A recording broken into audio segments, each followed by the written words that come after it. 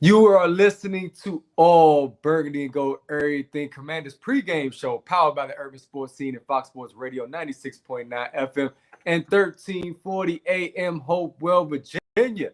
Thursday night, Glenn Thomas, Ray in the building. The Commanders taking on the Bears. Glenn, are you excited about this game, my friend? It's supposed to be a W, but you already know these quote-unquote trap games get a little scary. Ain't nothing guaranteed in the NFL. There's nothing guaranteed in the NFL. Ask the Cowboys, Arizona. So nothing guaranteed. 100%. Well, we thank you all for joining us. Subscribe to our podcast on Spotify, Apple Podcasts, and Google Podcasts. Just search All Burgundy and Gold Everything. That's with 3 R's. Also, hit us up on X at ABG_everything and hit us up on IG, ABG_everything. And like our All Burgundy and the Gold Everything Facebook page. Make sure you subscribe to our All Burgundy and Gold YouTube channel as well. Check us out there throughout the week, our weekly podcast, man. Check out team updates. Dope stuff on YouTube. You on it now. Again, hit that like button, hit that subscribe button. Also, we're going to have live updates from FedEx Field. Washington Commanders reporter Felix Trammell is going to be joining us. He's a part of the Fox Sports 96.9 FM and 1340 AM family. Also, we're going to debate, is this a trap game? We just talked about that, Glenn. Also, what are the keys to the Commanders' victory tonight? And finally, we'll give our predictions as well as our fantasy football selections for tonight's game. But first, Glenn, live from FedEx Field, joining us here on the pregame show. We got Felix Trammell. Felix, here, my man. What's going on, fellas? What's going on? Happy Thursday night football, baby. I know it's Thursday night football, man. First question out the gates, man. How's the stadium flaring up? How's the crowd coming in on a Thursday night? And was the Beltway 95 packed when you came down there, man? Hey, those are cuss words, but yeah, the Beltway was packed. The parking lot's full, man. The excitement's still there. Parking lot was pumping, the food was smelling good, the music was blaring. And so Commander fans are out here. So it was a good vibe tonight. Yo, anything glaring with the inactive list today? Inactive or active list tonight? No, the only concern I had was Dotson, because Dotson did hurt his ankle in the Philly game Sunday. Even though he caught that touchdown in the last play of regulation, he had got rolled up and somewhere in the third quarter. So it was good to see that he was active. But other than that, all the actions are still there. Chris Rodriguez still being down. Gore coming up. If you remember, Gore was on that field for that touchdown that B-Rob fumbled and Terry recovered. Gore was on the field that play. So that's just something positive to see. But other than that, the inactives were who I expected them to be. Got you. Hey, Sunday until Emmanuel Forbes had a rough day against Philly, right? How does a rookie look today warming up? How does he look? Have you talked to him? How does he feel? He looks confident. He gave me the look. He just gave me a nod. When I spoke to him after the game, before the gaggle of reporters got over there, you could see he was beating himself up. But the rest of the defense was saying it was on them. It wasn't his fault. And they were very encouraging. And the one thing I can say about the locker room last week or Sunday, they were pissed. They wasn't, they were pissed. And they know they let one get away. So hopefully that translates over. But Emmanuel looks focused. And when I mentioned him, he's like, he's got to be next play. You got to erase it. Short memory. You got to be on, because outside of quarterback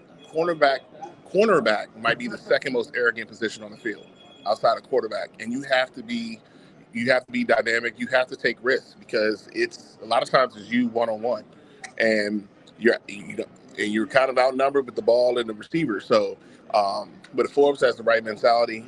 He looks fine tonight, and hopefully he can bounce back and show what the potential that he does have. All right, so you talked about the traffic. You also said the parking lot is packed. So does that mean this is a sellout crowd full of Commanders fans? I know it's a sellout, but what's the vibe like? Is the Bears mix? Yeah, Bills Mafia represented well, and they're a very underrated traveling fan base. The Bears, definitely not as many Bears fans. Now, They're going to blend in a little bit easier because they wear black jerseys, and we happen to be wearing black jerseys tonight. So they're not going to stand out as much in the blackout tonight, but it's not nearly as what I saw last game with the Bills. I mean, you had Bills flags and guys jumping through tables and all stuff the Bills Mafia do, and they travel well. So Bears are not having a good season. Their support is not that high, but there are some Bears fans here. But this would be a dominant Washington crowd, like Week 1. 100%. So is it a home field advantage? Would you say that tonight, finally? Yes, it'll be a home field advantage tonight. I'm certain of that.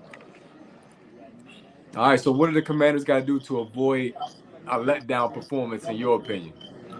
Well, they did one thing very well. The offense did. They didn't turn the ball over. Now, conversely, the defense has got to create some turnovers. I think that's the key. Fields has been up and down. He did have a good first half last week, but then he had a terrible second half. So you got to force him into making the mistake, see something he doesn't see, and turn the ball over. Give the offense some short fields. The offense last week, outside the third quarter, moved the ball all day long. So they just need opportunities to possess the ball. So let's give them a shorter field to work with. So that would be my biggest key, is force turnovers on the defense and keep the same thing on the offense. Don't turn the ball over. They did a good job of that, the offense. The defense has got to force something. All right, last question, and we're going to let you get out of here. So if the offense performs like they did last week, do we start to expect this as the trend for this offense to turn up week in and week out and put points on the board? I think that's the trend. Now, will they put up 31? I don't know if they put up 31 every week, but I do think consistently they should be in the 24 to 28 range. And as we can see the scores this year, there's a lot of high scores. There's a lot of games where teams are getting in the 30s and 40s. And so I think the expectation is to be there. So what do I expect? Everything like last week? No, but I think it's trending in the right direction with points. So I do expect tonight, I'm expecting for a good night, we need to have 28 or more. In all sincerity, against this team, you need to have 28 or more points. And that lets you know that your offense is a juggernaut in this league.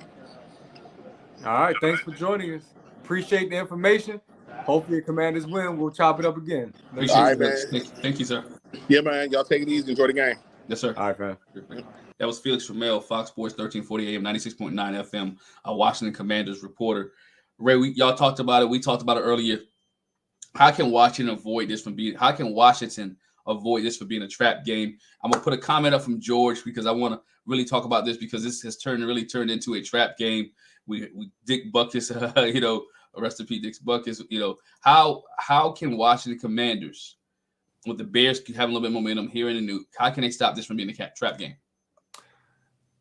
It's like a boxing match, Glenn. You got to hit them in the mouth early. That's what the Commanders did last week in Philly. They came out and they scored on their opening drive. They had a 10-point lead going into the half. You have a team that's struggling, as Felix just alluded to. It's no secret what the Bears have been through.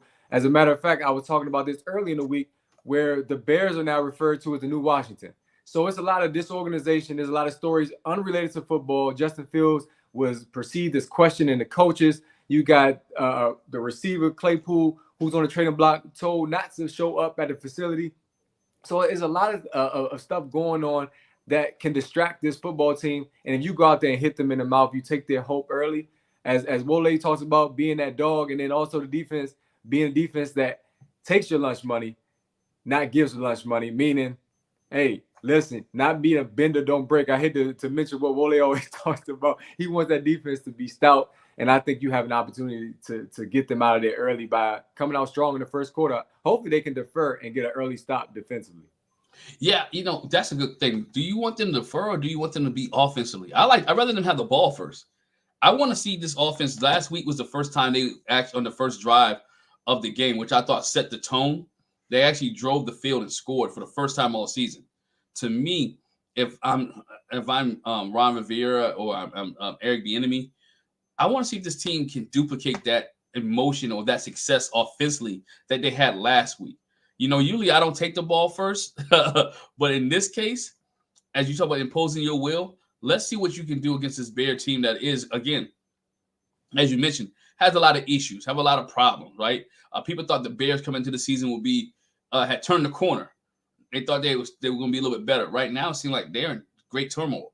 Now, of course, an hour ago, TMZ reported that Dick Butkus has passed away. Don't know how that's going to affect the team. Dick Butkus is a great Chicago Bear linebacker. Team may be motivated. They might have just heard the news. You never know how news like that can affect the organization, especially when one of the legends pass away. So this team, with all the stuff that's going on with Justin Fields and Claypool, Washington, as you mentioned, needs to come with the foot on the gas. So I would take the offense first.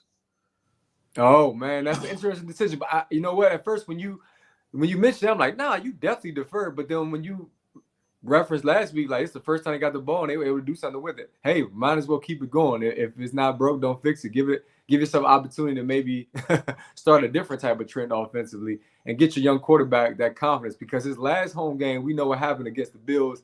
So I'm thinking that it was refreshing for him to be on the road. Now he's coming back home. You might want to settle him down early and get him out there, and then let your defense watch your offense play strong, and that can motivate a defense. We had a discussion earlier in the week, Wale and I did, with a former Washington, we'll say Redskin player, and Robert Henson, and he said it's deflating when you see your offense struggle or throw an interception, and then defensively you have to be the one to stop a team, especially if you're just getting off the field after stopping a team on a previous possession. So offensively, man, you can build some momentum and you can get this group hyped for tonight. But either way, you should be good. You're a favorite at home. You're the better football team. At every position right now, I think Washington is favored. I mean, Fields is a good quarterback. He's mobile, but Sam Howell's been having a really good season to start, minus the Buffalo game. So, I again, advantage Commanders, and I totally agree with you now. You sold me on that idea, bro. At first, I'm like, nah, but you sold me on that. I didn't sell George, though. This is what George put, right? George, the defense confidence is already low. If they win the toss and takes the ball first, it might make the defenders even less confident. Well, George brings up an interesting point. That's true. Maybe you want your defense to get out there and establish some, I guess, positive vibes, momentum, whatever you want to call it. My concern is JDR. Jack Del Rio is my concern, because it seems as though he's not as aggressive to start games. Did not make the adjustments last week. Could have put Danny Johnson in the game. He could have put St. Juice, somebody different. Just gave some different looks for A.J. Brown, but he didn't. And he seems like he's stubborn in that regard. I remember a while back, you remember, Glenn, we used to talk about the word arrogant. The coaching staff was arrogant. I feel like Jack Del Rio can be a bit arrogant and or stubborn when it comes to making adjustments. But clearly, you have to do that because your defense has not lived up to what people thought they could be. And this is supposed to be a defensive football team. So I can't argue that point, but I'm okay with the offense coming out and scoring, because that hasn't been the case for a while here, where the offense comes out and scores. Usually you're down in the first half. I think last week they said that's the first time Washington had a lead after the first quarter in years. And that's just crazy to think. It shows how offensively you can't put points on the board on a routine basis. So I don't know, George. I'm not necessarily with you. And George, I'm looking forward to the post game. Check us out then as well if you're with us now. George is going to join us, as well as Adam Maniba. It's going to be dope. But moving along, Justin Fields is a mobile guy. You know his skill set. What issues can he pose for this Commanders team? Man, a lot. We know we don't do well with mobile quarterbacks. We saw last week. Jalen Hurts didn't hurt this team on Sunday. He could have. He was able to run out and a couple of third downs. He was able to get with his feet. But Justin Fields looking to run, right? Because he has no receivers. Justin Fields is looking to be that guy. Washington has to keep Justin Fields in the back. So that means that's going to put pressure on Chase Young and Montez Sweat to be able to contain Justin Fields and let Deron Payne, Jonathan Allen, those guys in the middle clean them up. So interested to see how Chase Young, Montez Sweat play on the outside, how Del Rio called the game today to contain Justin Fields. And could this defense, which I always had an issue with, their pass rush lanes, we saw it against Josh Allen, and we saw it a little bit against last week. Maintain your pass rush lanes, right? Maintain the pass rush lane. Don't create the middle open. If you see sometimes when we pass rush or get upfield, it creates that lane and that quarterback be able to get extra yards. A guy like Justin Fields may be able to take it to the house. So you want to be able to contain him tonight and stop Justin Fields. I think you stop Justin Fields, you stop the whole Bear team. Okay, so I talked on the Washington side last week about Sam Howell needing to target Terry early and often, and in large part because he's had success against the Philadelphia Eagles, but also because you want to get the ball to your best playmaker. In this case, Justin Fields, I think that's one of his strengths is he knows he's got to target DJ Moore, who's a dog. Who's going to be defending DJ Moore tonight? We talked a little bit about Forbes earlier. What is the Commanders or what does Jack Del Rio have to do in order to make sure he's confident coming out in tonight's game? If I'm watching, I put Emmanuel Forbes on him. And now people are like, oh, what you mean?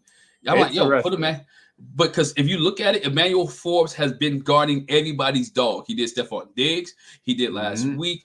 So guess what? He's the young guy. Let him get battle tested early in the season, which makes him better if this Commander team can make a playoff run, right? What he's learning now, I love to see the passion from the young fella when he got on the bench last week after giving up the touchdown, and he was upset, threw the towel over his head. And hey, he has passion. He doesn't like to get beat. So I can imagine he had a strong week this week. He was confident this week, and put him on. Hey, what better way to give him confidence by putting him on DJ Moore? Now might give him a little bit help, right? But put him on DJ Moore and see what he does early, and see if he can handle some of the best receivers in the league. Because think about it, he still has to play. He still has to come back up with Lamb with Dallas, right? Still has to play Philly again, right? AJ John, he still got to play down the road. So you want to be able to put him on your top dogs. Coming up, got to play San Francisco later on in the year. So I mean, you got different things. Miami, right? Tyreek Hill. So let him get battle tested early, so he can be established and have that confidence late. So I would do Emmanuel Forbes, but with some help, safety help. All right, offensively, is this the game that Sam Howell surpasses 300 yards? Personally, I don't think it matters, but I'm gonna get your thoughts. As long as you win and he plays well, like last week. Should have been a win, as Felix alluded to, and he didn't throw. He was just on the edge of 300, or on the cusp, and everybody raved about his performance. No turnovers. That's the most important thing to me, not the yardage. But what do you think? How much of a milestone would that be for the young quarterback? It'd be great, Miles. So I think if he gets 300 tonight or around 2 something, it would take him over 1,000 for the year, in 4 games. So I think would be good for him. Honestly, the guy in me, I don't want him to have 300 yards. I'd rather have a 100-yard rusher. You know what I'm saying? I'd rather have a couple 100-yard rushes instead of a 300-yard pass than a 300-yard passer. But if they have to get into that situation, then I do think that he'll be able to get 300 yards tonight. He's been close. And I think he'll continue to do what he's done over the last 4 games, in which is spread the ball to multiple receivers. Last game, I think he hit 9. The week before that, he had 10. Week before that, he had 10. So one thing we've seen in this Eric Bieniemy offense with Sam Howell, they don't mind spreading the ball around. People talking about Terry numbers or DeHaan numbers. Well, when you spread the football around, everybody's numbers decrease, because it's not just one person or 2 people being targeted.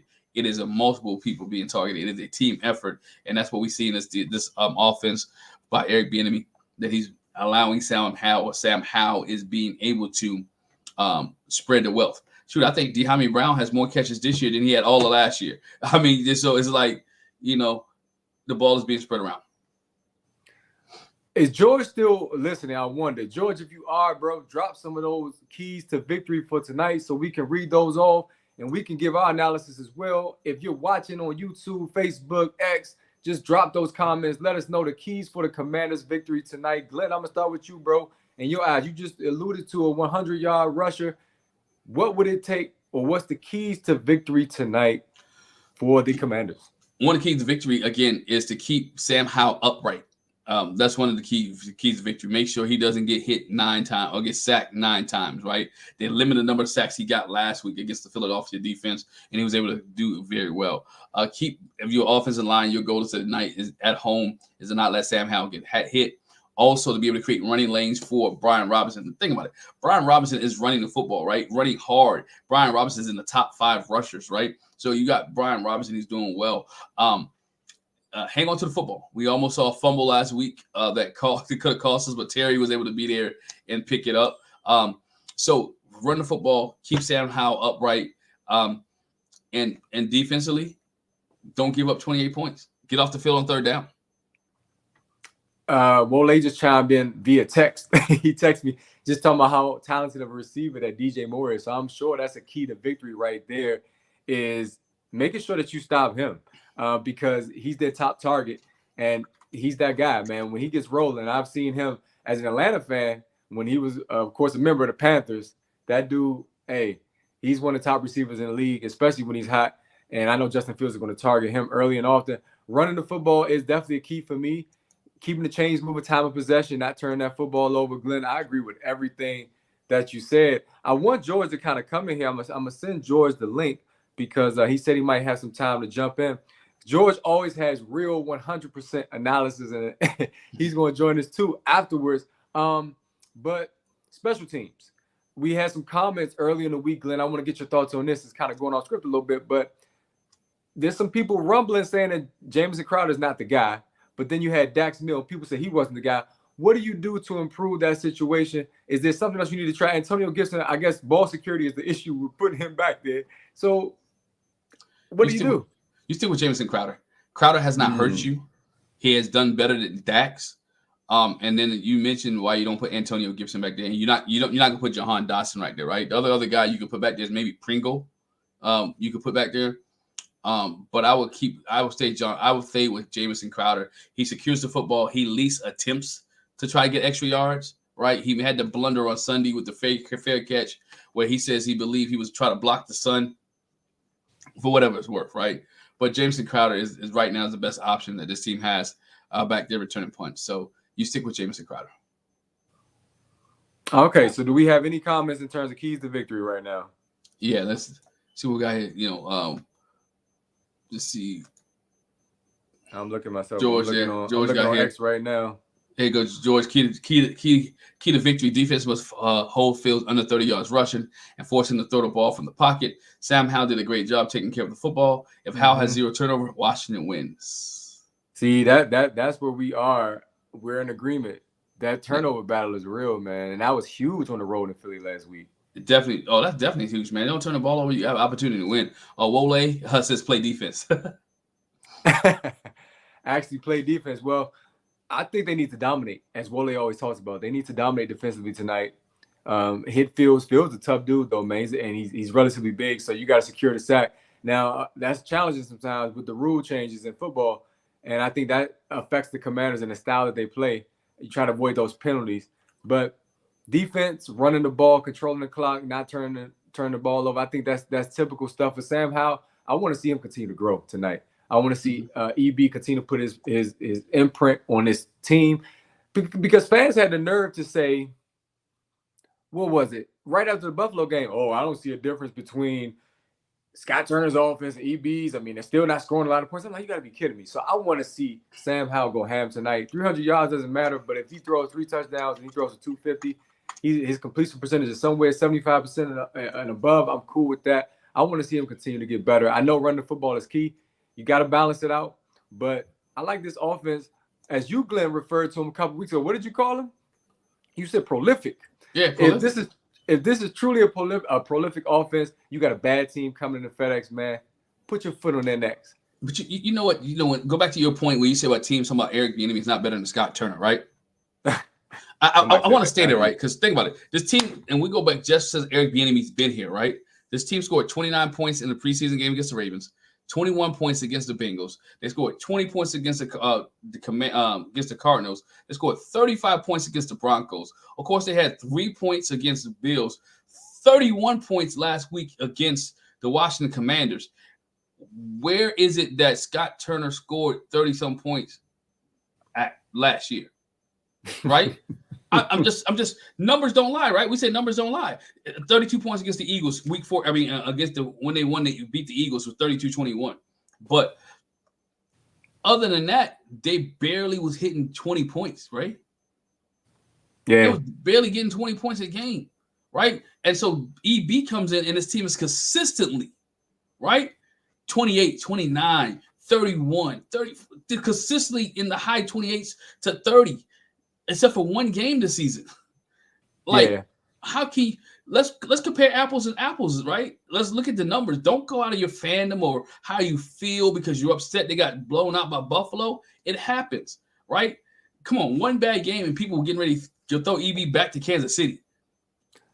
Drop your predictions in the chat. George, you out there supporting Wole. I know you got the Commanders winning tonight. His prediction is on X and I think Instagram as well. You can check that out.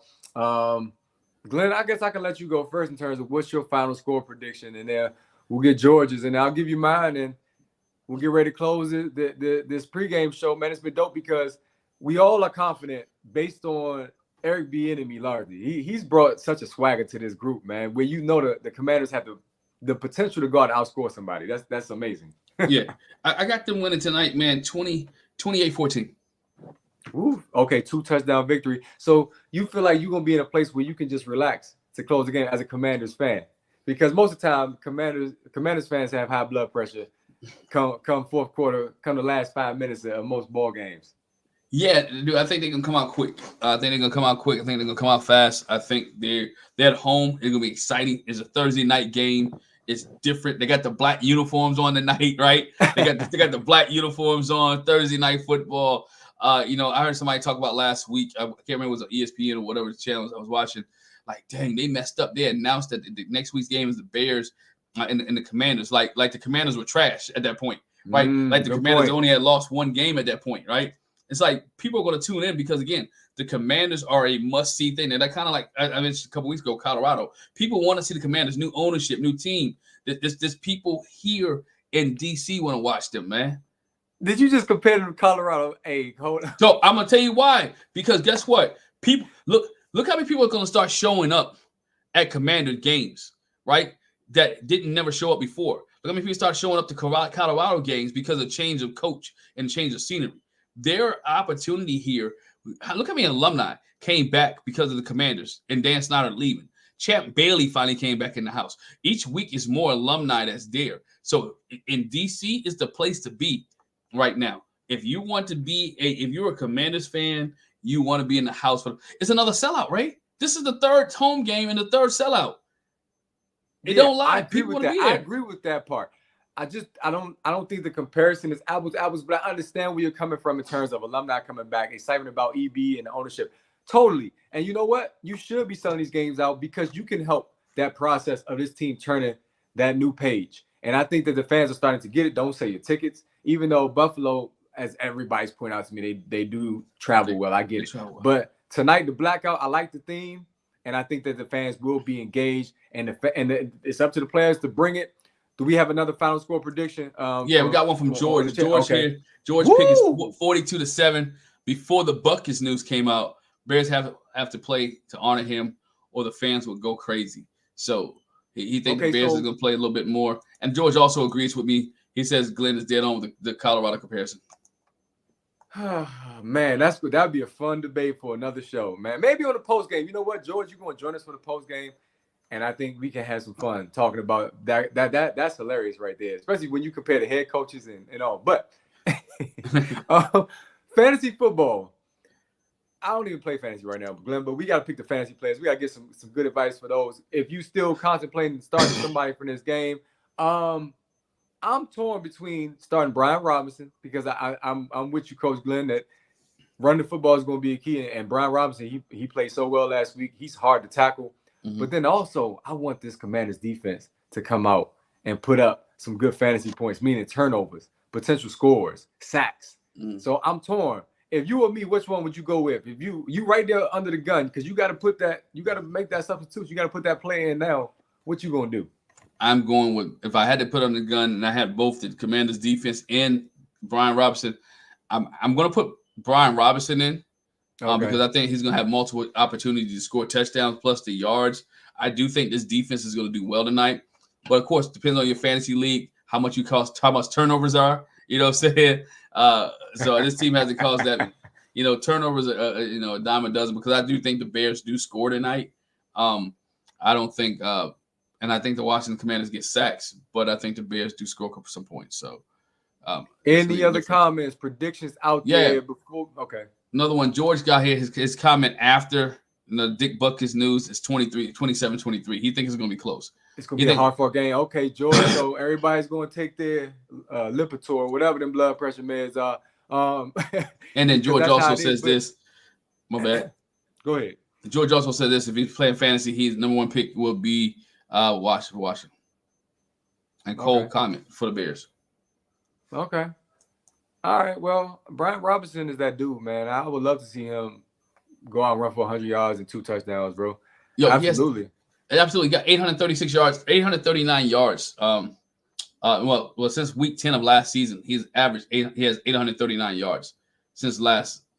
Only people that's in front of him from week 10 of last year is Christian McCaffrey, Josh Jacobs, Pachenko, and Derrick Henry. So, he's been putting in that work for a team that hasn't had a 100-yard rusher like that. Brian Robinson has been running the football very, very well. So that's something you want to see. It's something that we hope for. This year as a rushing leader, Brian Robinson has 261 yards altogether. Of course, Christian McCaffrey's running away with it with 459 yards, which is the NFL leader. And then DeAndre Swift, who the Washington Commanders defense, if you think about it, shut down last week to only 46 yards, has a total of 364 yards on the season.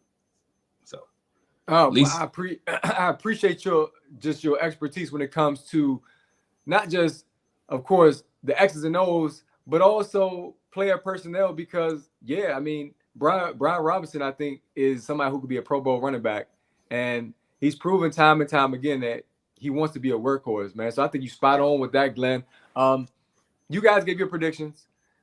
George, now his new predictions: Commanders 27, Bears 23. Glenn, you were 28-14. I forgot. I never gave my prediction. I finally think this night it clicks for the defense, and I'm expecting a blowout. At first, I was leaning towards what George was predicting, because it's the Commanders, and typically they play tight games. They haven't reached a place where they can blow teams out. But if you get that defense the ball and make the game much easier, much simpler for the offense, give them some short fields, I think tonight it clicks. Blackout at home, a team that's coming in struggling, wounded, a lot of distractions and off the field issues.